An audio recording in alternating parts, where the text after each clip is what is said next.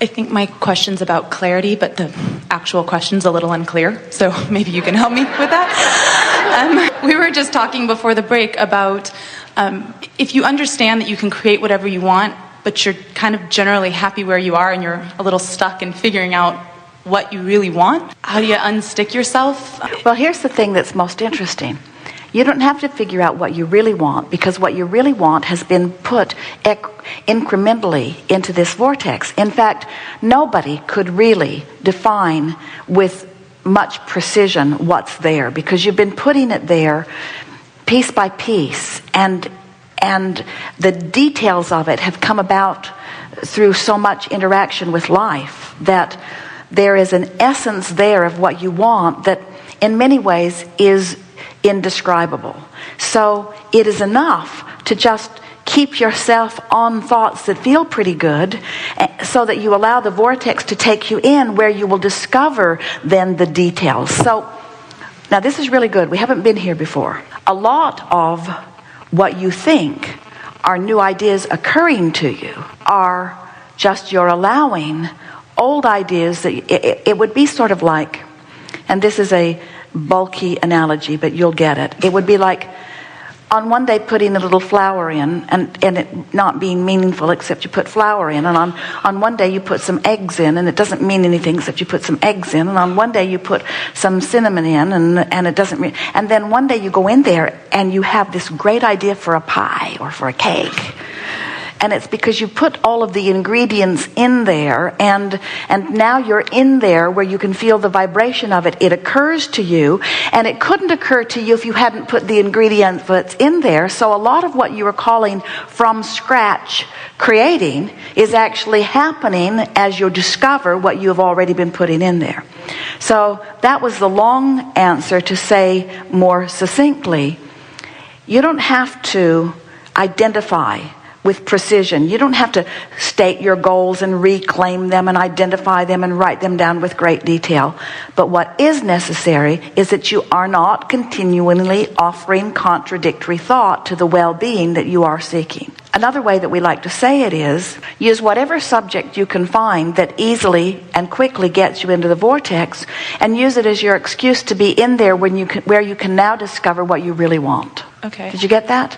Because what you really want is in there, and as you said, you can't really define it, because from outside the vortex, where most of you are, often you can't see it, you can't define it, and trying to define it often is counterproductive. It just holds you out there longer because you feel like you can't define it.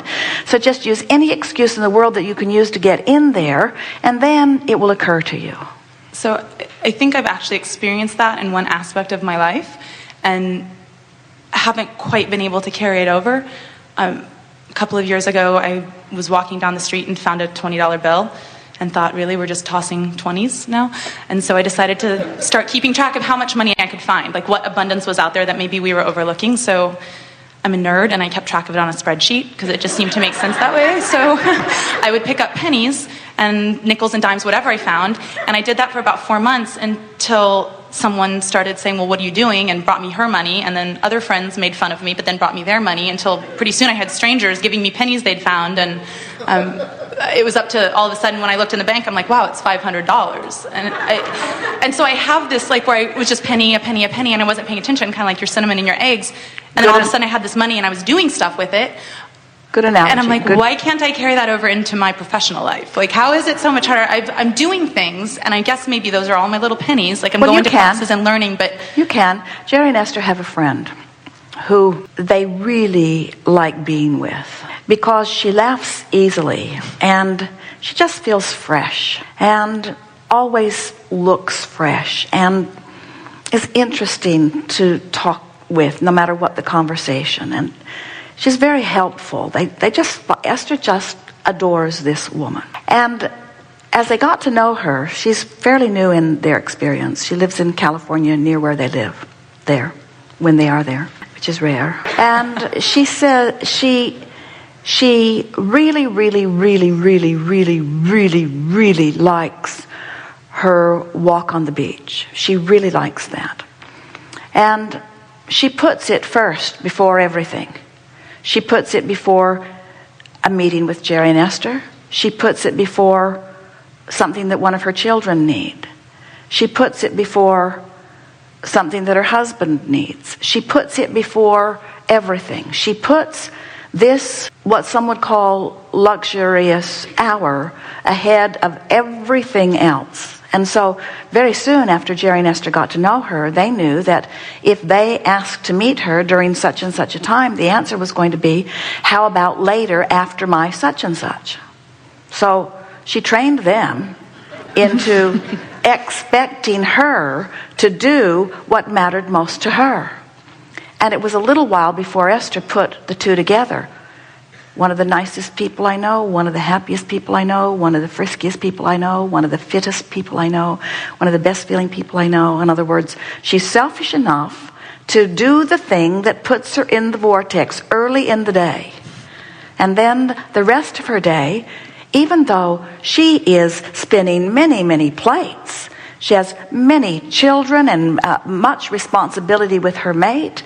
In other words, there's a lot going on in her life. She's integrated into the lives of many people. But she stays true to who she is because she's selfish enough to do the thing early in the day that sets the tone for being in the vibration of her vortex, which then allows her the calm and the clarity and the resources and the stamina and the vitality and the niceness and the humor and the fun and the intellect to do everything else that she needs or wants to do.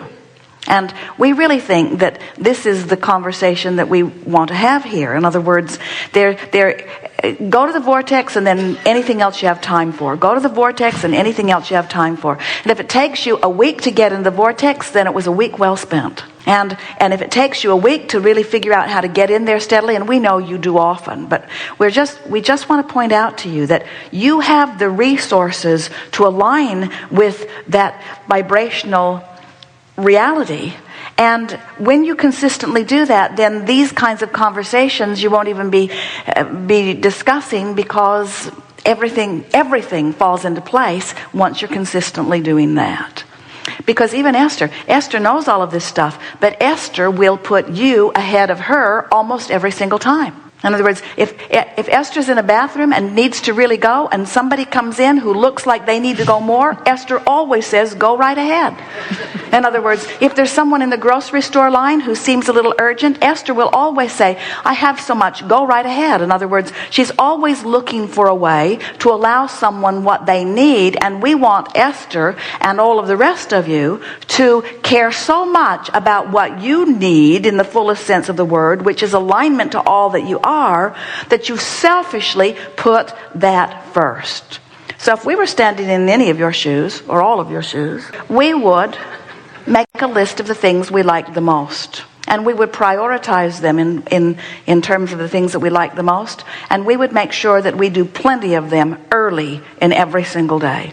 And we would selfishly announce to everyone else in our life, you come first after me. And mean it. In other words, I'm going to get in the vortex and then I'll be right with you. I'm going to be in the vortex and then I'll be right with you. Hold that thought. I'm going to the vortex. I'll be back in an hour. So if I can get in the vortex and just keep doing the things that feel good, it doesn't necessarily matter that I can't see the connection right now. Getting in the vortex, doing the things that you love to do will get you in the vortex also. They work hand in hand. But it is our promise to you that as you put more emphasis upon how it feels to be in the vortex, and you spend more time, in other words, you know how you can feel, you know those moments of elation, don't you get them every now and again?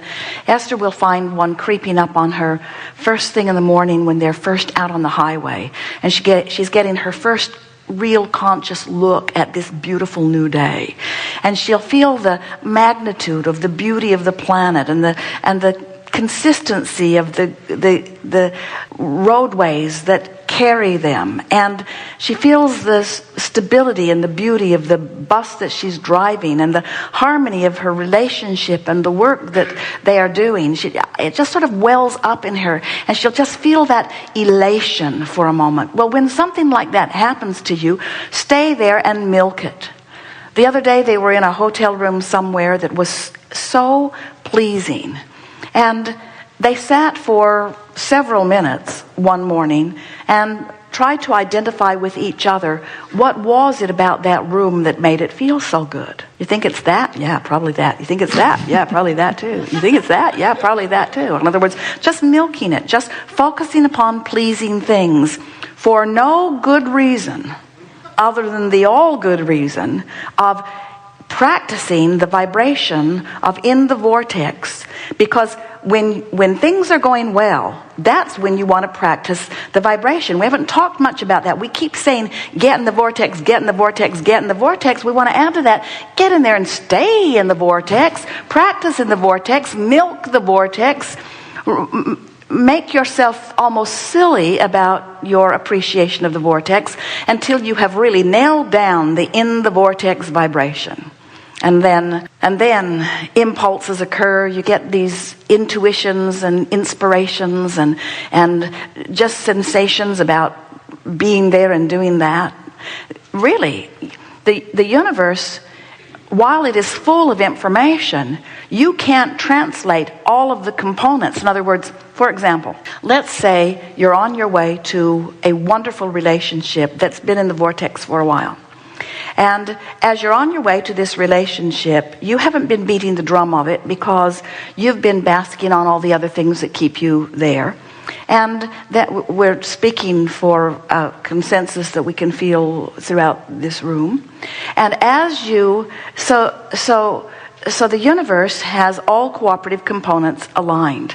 But in order for that information to be translated to you in the way you seem to want to hear it, what you would like is an itinerary from universe that knows, that says, 704, get in your car. Turn left at the corner and go down that street and stop at this light, but stay there longer than usual. Pretend that your car is stalled, because if you will stay there longer than usual and you don't make that turn, you will rendezvous at the precise time of turning the corner, and you will arrive at the parking lot that you are going to at the precise moment that somebody will get out of the car. They will drop something on the ground. You won't know what it is, but you will take just enough time to stop and pick it up and offer it to them, and that has no real meaning for you, except that it slowed you down just enough that when you go around the next corner and push the button on the elevator, the person of your dreams will be standing right there. Well, not only are most of you not receiving clearly enough to translate the vivid detail of all of that, you would challenge it on every front. Which corner? How fast? How long? What do I do? What do I do? Who's going to drop the paper? What's it going to say? I really don't need to know about the paper. That has no meaning to me. Which elevator? Which button? Who's going to be standing there? What's he going to be wearing? In other words, where if you will just get in the vortex, those impulses, the impulse will be, in other words, Esther will say to Jerry, because they drive this 45-foot bus, which is long enough, but it's very tall too. So trees and bridges and things like that. And because of the towing situation, they tow their Tahoe behind it. They can't back up. It's one way only, which means you want to be sure where you're going before you go there. Because if you get in a jam, you're going to have to unhook the car, which isn't easy unless everything's nice and straight out. And so it's a little tense from time to time. And so Esther will say, as she's got 2 different navigational systems programmed almost everywhere she goes, just to make sure that she has plenty of options going. She also has Jerry looking in the exit guide and reading the map. And she'll say to Jerry, now, especially when they're going to a campground, which often has off-the-road instructions and isn't in the navigational system, she'll say to Jerry, now tell me again, and Jerry will say, you're going to take exit 33, which is highway 347. You're going to go south, which is left, across the overpass. You're going to go 1/4 of a mile, and then you're going to turn right. And then he will say, don't make me tell you again, you're not going to remember any of that. What he wants her to do is just let him give her the turn right before she needs to make it. But Esther wants to know what all the turns are going to be. She wants to get an image in her mind of what all of the turns are going to be. And they've been playing this game for the 10 years they've been on the road in these big buses, because Esther keeps thinking she needs to know all of the turns, and Jerry knows she's not going to remember more than just one at a time. And that's what Source wants you to know. We've got all the turns. The turn list is really well established. We know exactly where you are at all times in relationship to where you want to be. and we are feeding you a constant impulse, that when you get in the vortex and you begin to trust that the impulse is the right impulse, then you're not second guessing yourself, you're just going with the flow.